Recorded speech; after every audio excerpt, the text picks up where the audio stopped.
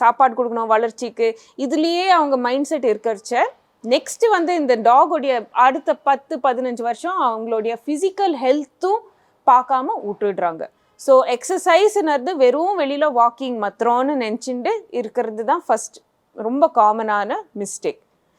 Second mistake வந்து நாய்க்கு நிறைய எக்ஸசைஸ் பண்ணணுன்ற கூட ஒரு குரூப் இருக்குது. அந்த குரூப் வந்து ஓவராக எக்ஸசைஸ் பண்ணி நாய்க்கு சீக்கிரமாக இன்ஜுரிஸ் வர மாதிரி கூட பண்ணிடுறாங்க.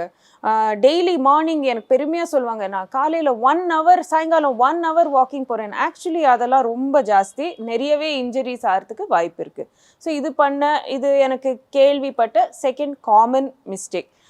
தேர்டு வந்து இந்த கரெக்டான எக்விப்மெண்ட் போட்டுண்டு வெளியில் வாக் ஆக்ஷன் போகாமல் இருக்கிறது. தட் இஸ் வெறும் காலரை போட்டுண்டு லீஷை போட்டுன்னு நாயை இழுத்துட்டு போகிறது. அது கழுத்தில் ரொம்ப ஸ்ட்ரெஸ்ஸு வரும்.